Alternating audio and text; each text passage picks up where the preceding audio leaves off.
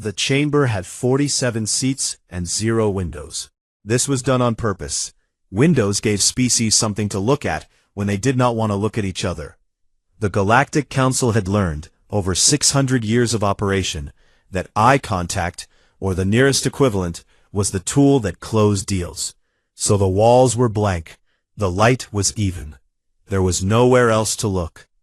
Councillor Terran took his seat at the curved table and set his files flat in front of him. He had read them already, 3 times.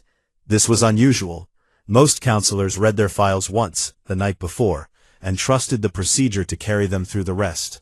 The procedure always did. It had never failed in 23 consecutive applications. Today was application 24. The species gathered in the chamber were the usual mix: tall, short, gaseous, solid, photosensitive, sound-dependent, a few that technically shouldn't have been in the same atmospheric conditions, but had signed the necessary waivers. They talked among themselves in the low, careless way of people who were not expecting anything interesting to happen. Some were already composing messages back to their home offices. One delegate from the Oran Collective had brought a meal. Terran watched them and said nothing. His species communicated partly through color, a shift in the bioluminescent layer beneath their outer skin. His baseline was blue, had been blue for 40 years of active service. Blue meant he was certain. Blue meant he had the shape of the room figured out, and was simply waiting for events to confirm his read. Blue was the color of a man who had done this before and knew exactly how it would go. He was blue now. He was also, underneath the blue, something he had not been in a long time: uneasy. The session was called to order. The procedural officer, a rotating position today occupied by a delegate from the Moor sovereignty, read the formal language that opened every demand session. The words were old. They had the weight of repetition behind them, the kind of weight that comes not from meaning, but from the number of times a thing has been said and followed by compliance. 600 years of compliance. It made the words feel like gravity. The demand of collective correction was transmitted. A full document. 42 pages of formal council language, translated in real time into Terran standard by the Chamber's translation architecture. It covered everything the Council required of the Terran Empire. Full military disarmament within 15 standard cycles. Dissolution of all expansion zones beyond their original home system cluster. And integration into the Council structure as a protectorate species. A status that came with protections, resources, representation, and the permanent and non-negotiable condition that they would never again operate independently in any matter of galactic significance. It was, by any measure, the end of the Terran Empire as a sovereign entity. 23 prior species had received a version of this document. Every one of them had either complied or been corrected. Those that had been corrected no longer existed as unified civilizations. They existed as administrative zones now, stable and quiet, their populations distributed into the broader fabric of council governance. It was not cruel. The Council had made sure to frame it as not cruel. Life quality metrics were maintained or improved. They simply were not themselves anymore. The Terran ambassador received the document on her desk display. She was a younger woman, younger than Terran had expected, though he knew age read differently across species. She had the kind of face that gave nothing away, not because it was trained to hide things, but because it had simply decided, a long time ago, that open reaction was a luxury worth dropping. She read the document. She did not skim it. She read it, page by page, and the chamber waited, and the low background conversation died off, one thread at a time, until the room was completely still. She finished, set the display flat on the desk, looked up, said, "We'll need 30 days. The room sat with that for a moment. Not "we reject this," not "we accept," not "we need to consult our government, our council, our military command structure, our people." not the 18 standard procedural responses that the Council's own guidelines laid out for receiving species to choose from. 30 days. The procedural officer asked, with a politeness that had calcified into reflex, whether the Terran ambassador wished to make any statement regarding the content of the demand. No, she said. 30 days. The room interpreted this as a request for time to organize compliance logistics. It was the most generous reading available, and it was the reading most of the chamber chose because it was comfortable and because the procedure said this was how it went. A species needed time to communicate the decision back home, to prepare their populations, to organize the administrative handover. 30 days was reasonable. The chamber began to empty in the usual way. Small clusters of delegates reconnecting with their home offices, the brief negotiations of schedule and protocol that followed every formal session, the background machinery of a 600-year institution moving forward on its rails. Vetheran did not move. He sat at the curved table after the others had left and looked at the door the Terran ambassador had walked through. She had not looked back, had not paused, had picked up her display and left with the specific confidence of someone who knows exactly where they are going and has already decided how they will arrive. He pulled up his files again, not the demand document, the Terran archive. The background research his office had compiled over the past 2 years as the Council's attention had turned toward the Empire's expansion. It was a large archive. Most of his staff had focused on the military index, fleet numbers, weapon classifications, territorial mapping, the standard threat assessment framework that the Council had used for 600 years to determine how much force a demand needed behind it. Vetheran had read the military index. It was significant. He had noted it and moved past it. He had been reading the history, not the military history, the other kind, the internal kind, the things that had happened on one planet before humanity had left it. The collapses, the rebuilds, the diseases they had given themselves and survived, the wars they had fought against each other at scales that made most interspecies conflicts look like disputes over a fence line. The thing that kept pulling at him was not the scale. It was what came after the scale. What they built, then what they lost, then what they built again, different, larger, from the rubble of the last thing, on a single planet, before they had anywhere else to go. He sat in the empty chamber and read, and his color, that steady professional blue, the blue of 40 years of certainty, shifted. Just slightly. Just enough that if anyone had been in the room to see it, they would have asked him what was wrong. No one was in the room. He kept reading. Outside, in the station's main corridor, the Terran ambassador walked to the transit platform without looking back. Her aide, falling into step beside her, asked how it had gone. "Fine," she said. "Did you say anything?" "A little." "What did they—" "30 days," she said. "We have 30 days. Her aide nodded, processing. "That's not much time." She looked at him sideways, not unkind, the look of someone deciding how much to explain and landing on, not much. Day 1 passed. Then Day 5. Then 10. The Council watched the Terran Empire the way you watch a pot of water when you have been told it will boil.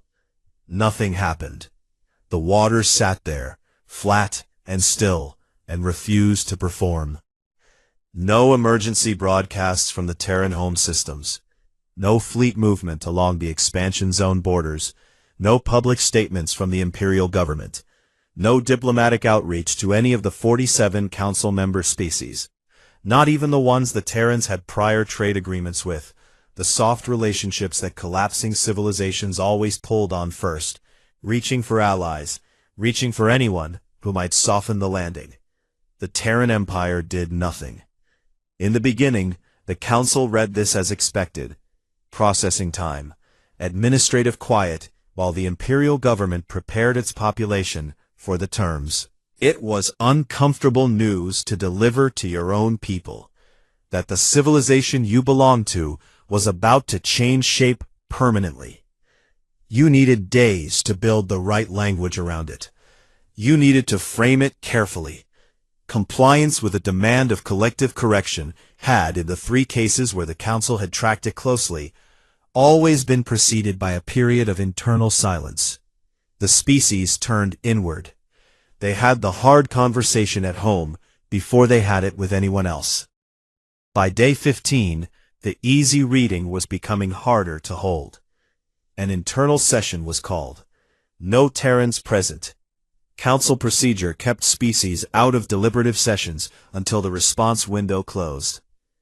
The 47 delegates gathered in the chamber with its blank walls and even light and no windows. The mood was still mostly calm. The Oran delegate, who had brought a meal to the last session, brought a larger one to this one. The Moor Sovereignty's procedural officer had already drafted the administrative framework for Terran Protectorate integration, a document that assumed compliance, because that was the only outcome the procedure made room for. Vetheran sat at the table and did not look at the draft. He had not slept well. This was a biological fact and not a metaphor. His species needed a specific type of low-frequency sound environment to achieve proper rest, and the sound environment he required was currently being disrupted by his own thoughts, which kept returning to the same pages of the Terran archive with the persistence of a tongue finding a sore tooth. He waited until the general mood-sharing portion of the session was done. Then he raised his hand. Has anyone read past the military index in the Terran archive? The room considered this. 47 species. Between them, staff teams numbering in the thousands.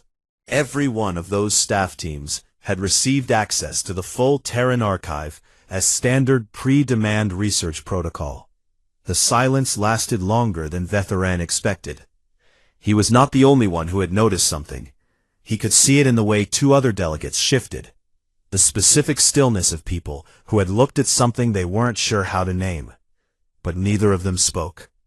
Perhaps because naming it would require them to take a position, and the procedure did not currently ask for a position. The procedure asked for patience. The 30 days were not yet up. I would like to request that the response window be extended, Vetheran said. The procedural officer asked on what grounds. He almost said, I am afraid. Which would also have been a professional catastrophe, a counselor of his tenure admitting personal discomfort as procedural grounds for adjusting a 600-year framework. He said instead, incomplete assessment. The request was denied. Procedurally unnecessary. The window was 30 days. The Terrans had agreed to 30 days, and the Council had no standing mechanism for extension without cause that met the formal threshold. He did not push further. That was also a choice. He went back to the archive. The military index was, as his staff had assessed, significant. The Terran Empire maintained a defensive fleet of a scale that would make any direct correction expensive. Not impossible, but expensive in the way that forced a recalculation. That was standard. Several prior demand recipients had maintained significant military capacity. It had never ultimately mattered, because military capacity answered the question of force, and force was not the Council's first tool. The first tool was the demand itself, the paper, the document, the weight of 600 years of compliance pressing down on the receiving civilization's leadership until compliance felt like the only shape the future had room for. Force was the second tool. No one had needed the second tool in 112 years. Vetheran was not worried about the fleet numbers. He was reading about floods. Specifically, a flood that had occurred on humanity's home continent, the largest one, the one they had built most of their early civilization on, approximately 9,000 years before they achieved space travel. The flood had destroyed 3 of their 7 dominant civilizations at the time. Millions dead. Centuries of accumulated knowledge, architecture, agricultural infrastructure, washed away in weeks. What happened next was the part he kept returning to. They rebuilt. Not in the same place. The floodplains were gone, the soil reshaped, the old geography erased. They moved, built new cities on higher ground, developed new farming techniques shaped by what the flood had taught them. Within 200 years, the civilizations that had survived the flood were larger and more advanced than the ones that had been destroyed. Not because they were special, because they were used to starting over. Vetheran read that section 4 times. He read the margin notes his junior staff member had added, which said, "Historical resilience pattern, noted for context, not operationally relevant." He looked at those words for a long time. He disagreed with them in a way he could not yet articulate. On day 29, a single vessel appeared on the station's approach scanner. Terran registration. Small. Courier class. No weapon signature. 1 passenger, according to the manifest transmission it sent ahead of docking. The station's intake officer processed the manifest in the standard way, flagged the Terran registration for council notification, as per the active demand protocol, and forwarded the passenger information to Vetheran's office as the session's lead counselor. His aide brought him the manifest. He looked at it. The passenger carried no military title, no diplomatic classification under any of the 47 council member species standard frameworks. The title listed was not one Vetheran had encountered in a receiving species representative before. Archivist General, Terran Imperial Memory. He looked at the words. The Terrans had 30 days to respond to a demand that had ended 23 civilizations' independence. They had sent a librarian. His color shifted. Not dramatically. Not the sharp change that would have alarmed his staff if they had been watching. A slow movement, like a room losing light as a cloud covers the sun. Gradual enough that you don't register the moment it happened, only that the room is darker than it was. His aide asked if everything was all right. Schedule a formal reception for the Terran representative, Vetheran said. Full council session, tomorrow morning. His aide confirmed and left. Vetheran looked at the manifest again. Archivist General. He had been afraid before. A quiet, professional fear. The kind he had kept folded neatly in his chest, where it couldn't affect his work. Now it was something different. Not larger exactly, just cleaner. The kind of fear that arrives when you have been guessing at the shape of a thing in the dark, and someone finally turns on a light, and you see you were right. He closed the manifest. He did not sleep that night either. He was old. This was the first thing the chamber noticed about him, and the thing they could not stop noticing afterward. Not old in the way that some species aged, a gradual withdrawal of vitality, a dimming. Old in a different way. Old like something that had been shaped by a very long process, worn smooth by it, the roughness taken off by time the way a river takes the roughness off a stone. Nothing wasted in his face. Every line there because something had put it there. He carried a data core under one arm. The casing was unusual. Vetheran recognized the material from his archive research, an alloy that the Terran Manufacturing Index listed as no longer in production. The mines that had produced it had been exhausted 2 centuries ago. The material had not been replaceable, so when things made from it wore out, they were gone. This casing had not worn out. Someone had kept it. The Archivist General of the Terran Imperial Memory sat down at the table without waiting to be directed to a seat. He chose the chair directly across from the procedural officer, the geographic center of the table, the position that put him equidistant from every delegate in the room. He set the data core in front of him, folded his hands over it. Then he waited. The procedural officer, slightly wrong-footed by the seating choice, recovered and opened the session with the standard formal language. He asked the Terran representative to identify himself and state the nature of his presence before the council. "My name is not important," the old man said. "My title is Archivist General. My presence is the Terran Empire's response to your demand. The procedural officer noted that a response to the demand was expected to take the form of one of 18 standard procedural options as outlined in the Council's Receiving Species Guidelines. The old man looked at him. "I'm going to tell you some history," he said. "That's the response." The room moved. Not physically. Most delegates stayed perfectly still. But the atmospheric pressure of 47 species, simultaneously recalibrating, changed something in the air. The Oran delegate, who communicated through low-frequency vibration, emitted a tone that his neighbor's translation unit rendered, somewhat helplessly, as, "That does not go in this box." Vetharan did not move at all. The old man opened the data core. He began with the first collapse. Not the Terran Empire. This was thousands of years before any Terran Empire. This was the earliest civilization they had built on their first continent. The one that had fed itself on the floodplains and organized itself around a river so large that its annual flooding was the rhythm the whole society lived by. He described how it collapsed, not attacked, not destroyed from outside. It ran out of topsoil. It had farmed the same land for so long, without understanding what it was taking from the ground, that the land simply stopped producing. The civilization starved. Over 2 centuries, it wound down and went quiet. He described it without emotion, as a fact, as a thing that happened. Then he described what the people who survived it built next. He moved through centuries. The chamber listened. Some delegates had brought translation support staff who were struggling, not with the language, which was clean and simple, but with the framing.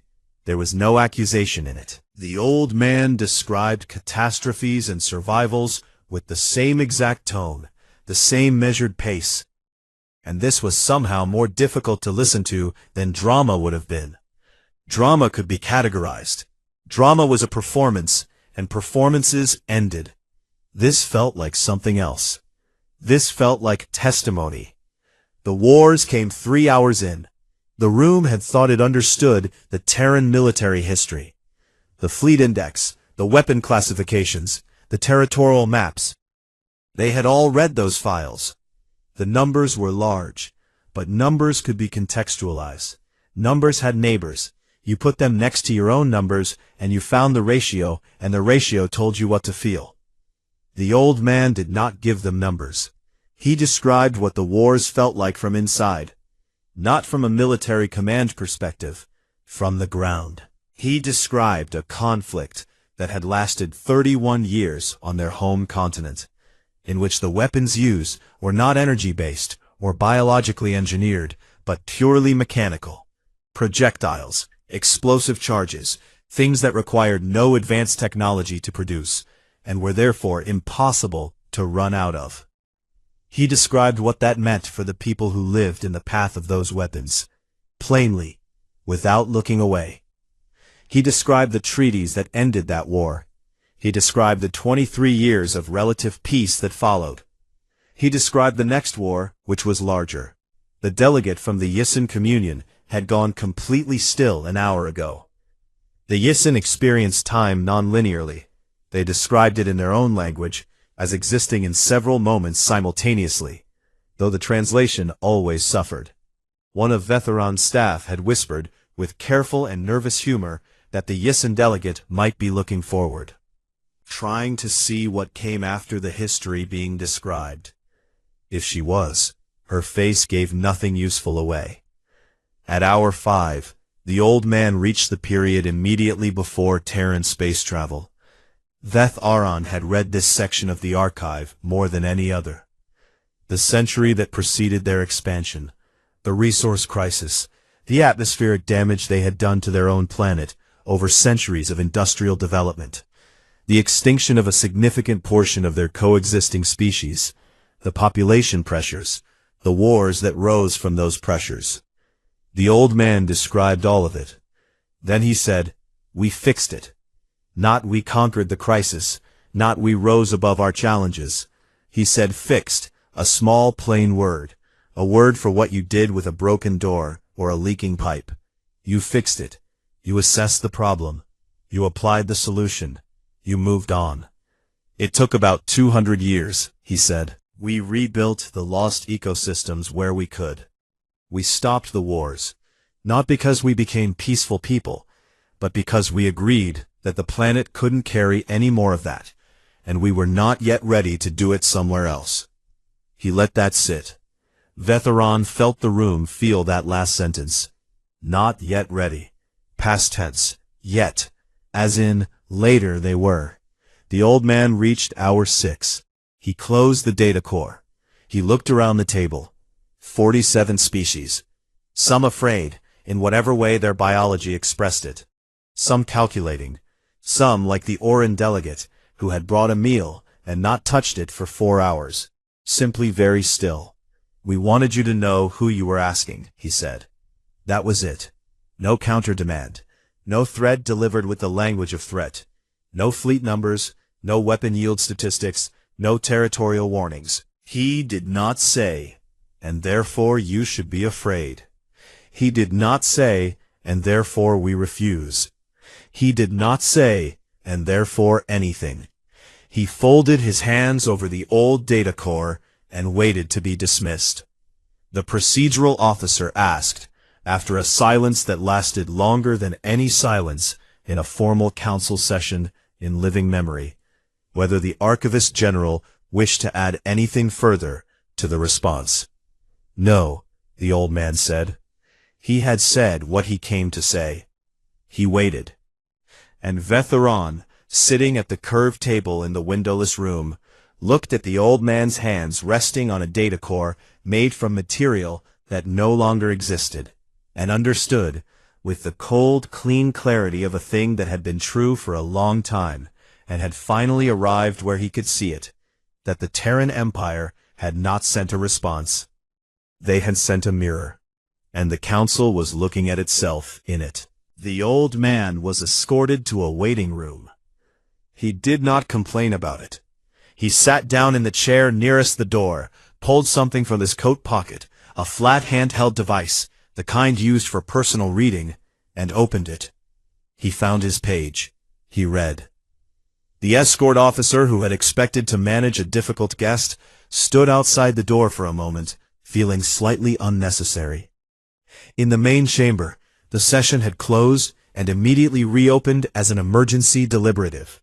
Internal, no receiving species present. The formal designation that meant what was said in this room stayed in this room. The procedural officer had called it. 3 delegates had seconded before the call was finished. The room had refilled in the time it took most of the 47 delegates to walk from the corridor back to their seats. The atmosphere was unlike any council session Vetheron had sat in for 40 years. He knew what panic looked like in a mixed-species chamber, the competing biological responses layered over each other, the translation units struggling to keep up with everyone talking at once. This was not that. This was something quieter, and in its quietness, worse. This was 47 species sitting in their seats and thinking very hard. The Oran delegate had still not touched his meal.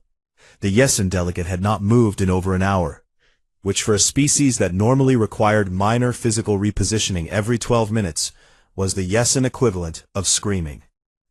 The representative of the Moor sovereignty, the one who had drafted the administrative framework for Terran protectorate integration, a 30-page document that assumed compliance, had the document open on his display and was staring at the first page. Just the first page. He had not scrolled. The procedural officer opened the floor. For a moment, no one spoke. Then 4 delegates spoke at once, and the translation architecture sorted them into sequence. And the first formal contribution to the session came from the youngest delegate in the room, the Drethian representative, a species that had joined the council only 40 years ago, and therefore had not been present for a demand session before. She said very carefully, "I want to make sure I understand the procedure correctly. The demand has been issued. The receiving species has responded. What is the current status?" The procedural officer confirmed. The demand was still active. The Terran response had not been a formal acceptance or rejection of any of the 18 standard procedural options. It did not fit within existing response classifications. "What does that mean?" she asked. "It means," the procedural officer said, "that we proceed to the correction phase, or we withdraw the demand." The room heard that. Vetharan watched it land differently in different delegates. Some of them were already moving toward the correction phase in their thinking. He could see it in their body language, the small straightening of posture that came with deciding. The demand had been issued. The procedure said there were only two outcomes. The Terrans had not complied. Therefore, correction. It was clean, it was simple, it was what the framework was built to produce. He let them settle into that position. Then he stood. He did not do it dramatically. He simply stood, and because Vetharan had not stood to address a session in 4 years, he submitted written positions, he communicated through staff. He was not a floor speaker. One by one, the smaller conversations stopped. "I would like to speak," he said. The floor was given. He did not look at his notes. He had not written any. "The demand of collective correction works," he said. "It has worked for 600 years. I want to be clear that I understand why, because what I am about to say is not an argument that it has been wrong. It works because it operates on a specific mechanism. That mechanism is the survival calculation." He let that land before he continued. "Every species, when presented with the genuine possibility of collective destruction, makes a calculation. The calculation is, what is survival worth? The answer for every species we have ever encountered has always been, everything. Everything is worth survival. Whatever must be given up to continue existing. Sovereignty, independence, self-determination, these things are painful to lose, but they are not survival itself. The demand succeeds because it presents a clear and credible threat of non-survival. And every species in the galaxy has the same response to that threat." He paused. "I have been reading the Terran archive for 30 days, he said. "I want to share one thing I found." He did not use a display. He spoke from memory. There is a period in Terran history, approximately 1100 years before their space travel, in which 3 separate civilizations on their home planet developed, independently of each other, a specific type of weapon. This weapon, when used on a sufficient scale, was capable of destroying not just the target civilization, but the atmospheric and agricultural conditions that all civilizations on the planet depended on. It was a weapon that, if used to its full capacity, would have killed everyone. The room understood this. Most advanced civilizations had passed through this period. The development of species extinction-level weaponry was a recognized stage in technological development. All 3 civilizations used these weapons, Vetharan said. The room was absolutely still. Not to full capacity, but they used them, and afterward, after the damage, after the deaths, after the parts of the planet that would not recover for centuries, they did not lose the weapons. They kept them. They built more. Different kinds. They continued to develop extinction-level capability for the next 400 years, right up to the moment they achieved space travel, at which point they stopped building them. He let the room sit with that. Not because they were forced to stop, not because an outside force intervened, because they decided that the planet had been through enough. They made a choice. The silence stretched. "The demand works," he said again, "because every species in the galaxy has the same response to the threat of non-survival. But the Terrans are not responding from within that framework. The framework assumes that a species will prioritize survival above all things. The Terrans have, in their own history, encountered the genuine possibility of their own extinction. Not from an outside threat, but from themselves. And their response was not to surrender the thing that was threatening them. Their response was to master it, and then to choose, voluntarily, when to stop." He looked around the room. "You cannot threaten a species that has already made peace with the cost of its own destruction. The demand has no mechanism for this. The survival calculation does not apply. We are not offering them survival. We are offering them continued existence under our governance. And they already know, from 10,000 years of their own history, that continued existence is not the same thing as worth continuing. The room heard it. Some of them had heard it already. In the 6 hours the old man had spoken, and had been trying to find a different shape for it. Veth Aran had just named the shape. The Drethian delegate, quietly. Then what do we do? The vote was called. Proceed to correction or withdraw the demand. Species voted in the order their names appeared on the session roster, alphabetical by their council designation. It took 40 minutes. Some delegates voted without hesitation. Some paused. The Moore representative closed the integration framework document before he voted. Just closed it and set the display face down on the table. The count came in. Veth Aran was the last name on the roster. The count was 44-2 in favor of withdrawal. His vote would not change the outcome. The procedural officer called his name. He submitted a notation before his vote. The notation requested the Council's procedural committee to recognize a new diplomatic classification, one that didn't currently exist in the 600-year-old framework. Not protectorate, not standard independent species, something that had no name yet. Sovereign peer, an equal, not under the Council's governance, not outside it, alongside it. The kind of relationship that assumed the other party had the right to refuse you, and you had the right to refuse them. And neither refusal ended the relationship. The notation caused 12 minutes of confusion. Procedurally, it shouldn't have been possible to submit a classification request mid-vote. The procedural officer said so. 3 delegates agreed with the procedural officer. 2 delegates argued the notation was valid under the emergency deliberative rules. The argument lasted longer than the vote. In the end, the notation was accepted. Veth Aran voted. The demand was withdrawn. He sat down. The room began to move, the release of held pressure. Delegates reaching for their devices, the quiet, practical machinery of an institution adjusting its direction. He sat still for a moment. He thought about the old man in the waiting room, reading his book, one hand resting on a data core made from something that no longer existed. He thought about what it meant to carry something that carefully for that long. He stood up, straightened his jacket. The waiting room was small. It had a chair, a low table, a water dispenser stocked with 3 varieties suited to common galactic physiologies, and a wall panel that displayed the station's transit schedule in rotating languages. The light was standard grade. The ventilation hummed at a frequency calibrated to no species in particular. The Archivist General had found a position in the chair that seemed to suit him. His legs were crossed at the ankle. The data core was on the table beside him. The handheld device was in his hands, open to a page he had been reading for the past hour and a half. And when Veth Aran opened the door, he did not look up immediately. He finished the sentence he was on. Then he looked up.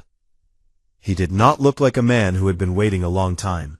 He looked like a man who had sat down recently and expected to sit for a while longer. The specific patience of someone who had decided before the wait began that the waiting was fine. Veth Aran stepped into the room. He left the door open behind him. The escort officer, who had been standing in the corridor, took one look at Veth Aran's face and found somewhere else to be. The 2 of them were alone. The demand has been withdrawn, Veth Aran said. The Galactic Council has recognized the Terran Empire as a sovereign peer. The classification is new. We are still writing the formal language for it. The old man nodded once. It was not the nod of surprise. It was the nod of someone confirming something that matched their expectations. A small, clean movement, nothing extra in it. He closed his book, marked his page first, then closed it. He reached for the data core, set it in his lap. His hands rested on the old casing, that irreplaceable alloy, the material the minds had run out of 2 centuries ago, with the ease of long familiarity. Like setting your hands on the arms of a chair you had sat in for many years, not thinking about it. Just home. "Was this your recommendation, counselor?" he asked. The question was direct, quiet, not a challenge, genuine. Terran had been asked many things in 40 years of council service. He had answered most of them through the proper channels: written positions, formal statements, procedural filings. The architecture of institutional language, which existed partly to communicate information, and partly to keep the person communicating it at a professional distance from the thing they were communicating. He answered this one without that distance. "Yes," he said. The old man looked at him, not measuring, not performing any calculation that Terran can see. The particular attention of someone who is actually listening rather than waiting for their turn. "Why?" he asked. Terran had thought about what he would say if this question was asked. He had thought about it in the 40 minutes of the vote, and in the 12 minutes of procedural argument over his notation, and in the walk from the main chamber to this small room. He had considered the formal version, the analysis, the historical pattern assessment, the strategic conclusion that a demand outcome against the Terran Empire carried costs that exceeded the benefits of the demand's success. It was all true. It was all documented. He could have said it in clean, professional language, and it would have been accurate. He said something else. "Because you waited 30 days, he said. "You did not mobilize your fleet. You did not issue a counterstatement. You did not contact any of our member species privately to build a coalition against us. You sent your ambassador to receive the demand, and she read it, and she asked for 30 days, and that was all." He stopped, then continued. "And then you sent one person, not a general, not a diplomat with a counteroffer, an archivist with a data core. And he sat in front of 47 species and told us your history for 6 hours. And at the end of 6 hours, he said we should know who we were asking. And he waited to be dismissed." The waiting room hummed. "The most frightening moment of my career," Terran said, "was sitting in that chamber trying to understand what that meant. What kind of civilization does that? What kind of civilization receives a demand that has ended 23 independent species and responds by sending a teacher?" The old man was quiet for a moment. "Did you figure it out?" he asked. "What it meant?" "I think so," Terran said, "but I wanted to hear it from you." The old man looked down at the data core in his lap. His thumb moved along the edge of the casing, a small unconscious movement, the kind your hand makes when you are thinking and your hands need something to do. "It means," he said, "that we have done this before." He said it simply, the way he had said everything else in the 6 hours before. No performance in it, no weight added to make it land harder. The weight was already in it. He didn't need to add anything. "Not this exactly," he said. "We have never been summoned before a galactic council. But the shape of it, something larger telling us to become smaller. Something that had more apparent power, telling us to accept that our situation was now changed and permanent." He paused. "We have had that conversation with ourselves, many times. The words were different. The room was different, but the question was the same, and we know what we did when we were asked it." Terran did not ask what they did. He had spent 30 nights reading the answer. "The archive," he said. "The archive," the old man agreed. Silence. Not uncomfortable. The specific silence of 2 people who have said the most important things and are now simply in the same room with them. Terran looked at the data core, the irreplaceable casing, the alloy that no longer existed. "How old is that?" he asked. The old man looked down at it. "The case? 180 years. And the data? Older." He ran his thumb along the edge again. "The oldest entry is about 9,000 years. A flood. One of the first things we thought was worth writing down." Vetheran thought about that. A civilization that had decided, 9,000 years ago, that a flood was worth recording.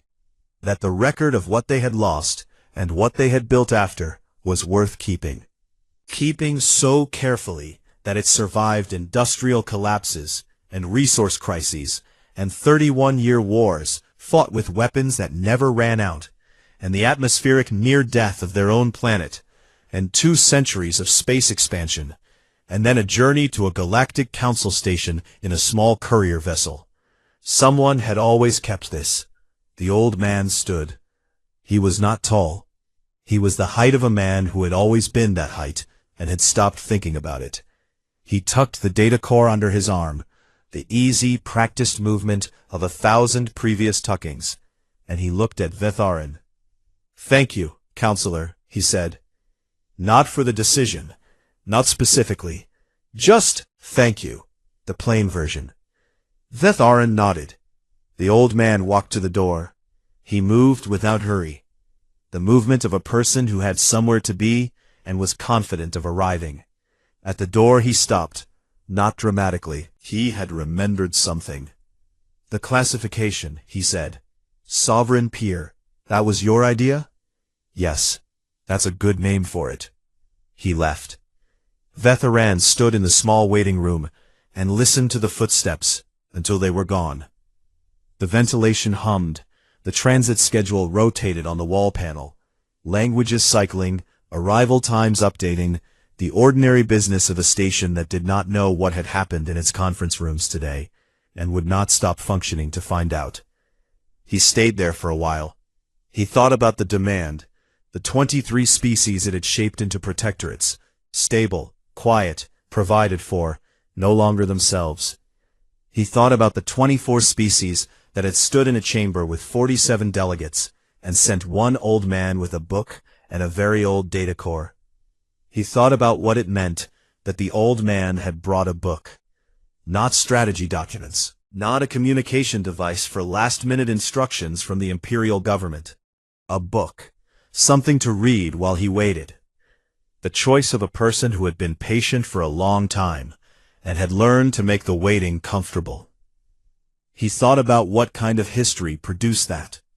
His color, cold blue for 40 years, the blue of certainty, the blue of a man who knew how rooms would go, had not returned.